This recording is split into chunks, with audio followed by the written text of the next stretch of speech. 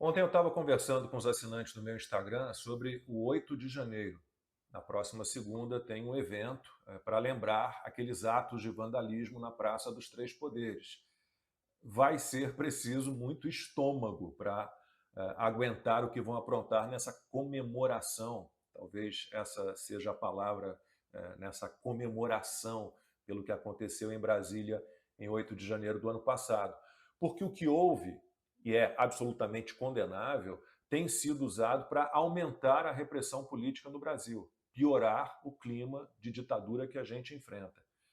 Talvez os desejos inconfessáveis de pessoas no poder tenham se realizado naquele dia. A velha imprensa já está veiculando muito conteúdo sobre esse assunto, sempre tratando aqueles atos, de novo, condenáveis, como se fossem uma tentativa de golpe de Estado. O Globo hoje publica a primeira parte de uma entrevista com o ministro Alexandre de Moraes. Logo na primeira resposta, ele diz que estava em Paris, em 8 de janeiro do ano passado, e que, assim que soube da manifestação, ligou para o ministro da Justiça, Flávio Dino. O Moraes queria saber como as sedes dos três poderes tinham sido invadidas, se alertas sobre o perigo tinham sido emitidos. Ele cita, inclusive, uma reunião de órgãos de segurança que terminou com a seguinte decisão: a esplanada dos ministérios seria bloqueada, portanto, a entrada de manifestantes na esplanada estava proibida. Na segunda resposta, Alexandre de Moraes só questiona o que ele chama de inação da Polícia Militar do Distrito Federal. Ele não fala nada sobre o número baixo de agentes de segurança dos prédios públicos, da ausência de um contingente considerável da Polícia Legislativa, da Força Nacional de Segurança, do GSI, das Forças Armadas. Por que não houve um planejamento desses agentes, não apenas da PM, para proteger as sedes dos três poderes, para controlar os manifestantes? E o ministro fala das decisões iniciais que ele achou importantes. Primeiro, a prisão do secretário de Segurança do DF e do comandante da Polícia Militar, para aspas do Alexandre de Moraes: evitar efeito dominó em outros estados. Eu me certifiquei de que as demais polícias militares estavam tranquilas, mas não podíamos arriscar.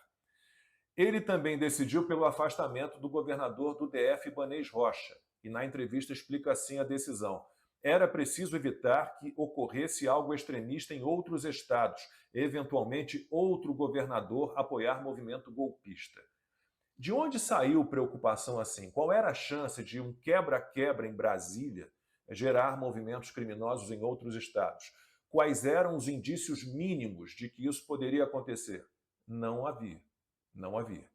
Sobre a prisão de manifestantes em frente ao QG do Exército em Brasília, em 9 de janeiro, o Alexandre de Moraes disse que, se tivessem deixado as pessoas em frente a quartéis, isso poderia gerar mais violência, com mortes e distúrbios civis no país todo. Ou seja, com base numa suposição, foi tomada a decisão de prender todo mundo que estava no quartel do Exército. Só para lembrar que a nossa Constituição garante o direito à livre manifestação, tá? No artigo 5º. Todos podem reunir-se pacificamente, sem armas, em locais abertos ao público, independentemente de autorização, desde que não frustrem outra reunião anteriormente convocada para o mesmo local, sendo apenas exigido prévio aviso à autoridade competente. Todas as manifestações em frente a quartéis pelo Brasil tinham essas características, cumpriam essas condições. Mas o Alexandre de Moraes, na entrevista ao O Globo, disse que essas concentrações eram criminosas. Por quê?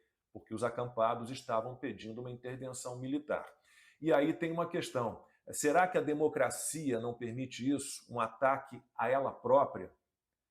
Se vale rasgar a Constituição sob o pretexto de defender a democracia, se manifestantes podem ocupar a Avenida Paulista com uma faixa defendendo a revolução e a ditadura proletárias, reparem na tarja da Globo News, isso foi chamado de protesto em defesa da democracia. E também tinha lá, isso foi em 2020, uma faixa da esquerda marxista e uma bandeira do Brasil foi queimada em meio a um quebra-quebra por gente mascarada. Tudo muito democrático. O Alexandre de Moraes disse ao Globo que o 8 de janeiro foi o ápice do movimento, a tentativa final de se reverter o resultado legítimo das urnas. Será? Não foi uma manifestação que, diante de uma praça dos três poderes desprotegida como nunca, acabou resultando numa invasão e num quebra-quebra? Que plano de golpe de Estado foi esse? Foi feito por quem? Por um grupo que esperou a posse do Lula para partir para a ação? Por que não foi tentado um golpe quando o Bolsonaro ainda era o presidente? Por que escolheram um domingo, com as autoridades todas fora de Brasília, para agir? Que forças militares participaram? Que armas foram usadas? O que a Elisiane Gama chama de relatório da CPMI do 8 de janeiro mostra a foto, está aí a foto, de um machado, um pé de cabra e um estilingue. Isso é típico de black blocs, não daqueles que são chamados de bolsonaristas. E no meio de 5 mil pessoas, o que encontraram foi isso.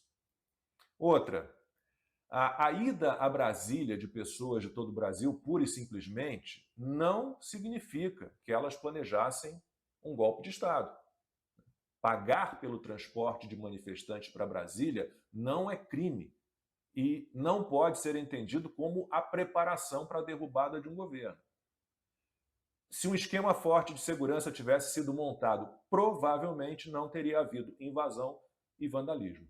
O próprio Alexandre de Moraes toca o inquérito das fake news, o inquérito dos atos antidemocráticos, que era o das milícias digitais, e não teve uma indicação de que era preciso proteger Brasília naquele 8 de janeiro.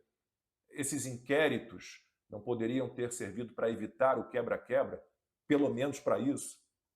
Aí o Alexandre de Moraes defende a regulamentação das redes sociais, mas não fala nada da rede de influenciadores, apoiadores do Lula, que está sendo desbaratada, de gente como André Janones, que admitiu num livro mentiras e falcatruas, porque vocês sabem, né? Só um lado mente, odeia, trama golpes. E hoje o Estadão também publicou uma entrevista com o Alexandre de Moraes. Vai ser assim pelo menos até a próxima terça-feira. E o ministro rebate advogados dos réus do 8 de janeiro, jura que foram garantidos o devido processo legal e a ampla defesa. Bom, aí é só conversar com os presos, com os advogados, para descobrir que não é bem assim. Individualização da conduta não tem. Quem invadiu o quê? Quem quebrou o quê? Muitos advogados tiveram que fazer a defesa por vídeos gravados, que aparentemente nem foram vistos. Só os primeiros julgamentos foram em plenário, com sustentação oral da defesa. Depois passou a ser tudo virtual. E por que está todo mundo sendo julgado pelo Supremo? E por que os manifestantes estão sendo enquadrados em 5 crimes? Associação criminosa armada, de novo, que armas? Extintores de incêndio, cavaletes, pedra, ou aquilo que a Elisiane citou no que ela chama de relatório, ou bíblias, bandeiras do Brasil. Outros crimes, abolição violenta do Estado de Direito e golpe de Estado. Não há aí dupla punição? O 8 de janeiro vai completar um ano e a Folha de São Paulo hoje preferiu publicar uma reportagem sobre a estranha viagem do Lula a Araraquara naquele dia. O adjetivo estranha é por minha conta, tá? A Folha achou normal que o Lula tenha decidido, em cima da hora, deixar Brasília e viajar para o interior de São Paulo. Mas, para encerrar, eu vou lembrar um artigo que escrevi para a Gazeta do Povo em 12 de janeiro de 2023, 4 dias depois do vandalismo em Brasília. E eu cito o quebra-quebra na capital federal, promovido por gente ligada a partidos socialistas e comunistas, centrais sindicais, MST. Isso aconteceu em 2006, 2013, 2014 e 2017. Em 2006, o Congresso foi destruído. 50 pessoas ficaram feridas. E o Lula, que era o presidente, saiu em defesa do chefe da baderna, Bruno Maranhão. Tá aí o que o Lula falou. É um grande companheiro, amigo e um grande militante da esquerda brasileira. Em 2013, depredaram ministérios e tentaram incendiar o Itamaraty. PT e PSOL correram para pedir a libertação dos vândalos que tinham sido detidos. Em 2014, integrantes do MST enfrentaram a polícia tentando invadir o Supremo e o Palácio do Planalto. Em 2017, centrais sindicais e partidos de esquerda também botaram para quebrar em Brasília. E o Flávio Dino, que na época era governador do Maranhão, publicou o seguinte no Twitter: "Hoje em Brasília, a voz do povo se fará ouvir." Vamos ver algumas imagens do vandalismo em Brasília em 2017. A segurança foi pega de surpresa. Os manifestantes chegaram de uma vez, viraram um carro e começaram a atirar paus, cadeira, cones, pedras contra os seguranças. 20 homens da Polícia Legislativa não foram suficientes. Os manifestantes arrancaram plantas, arremessaram até paralelepípedos. Ensanguentado, este segurança tentou se proteger atrás da roda do carro, que foi virado várias vezes e destruído a pauladas. Tamanha a fúria dos manifestantes. Um deles partiu para cima com um cone na mão e bateu na cabeça de um segurança.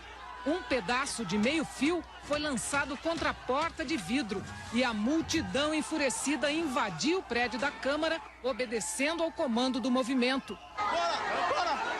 Entre os manifestantes de vários estados do país, adolescentes, velhos, esta mulher usou um pedaço de viga de cimento para quebrar os terminais de computador que encontrou pela frente.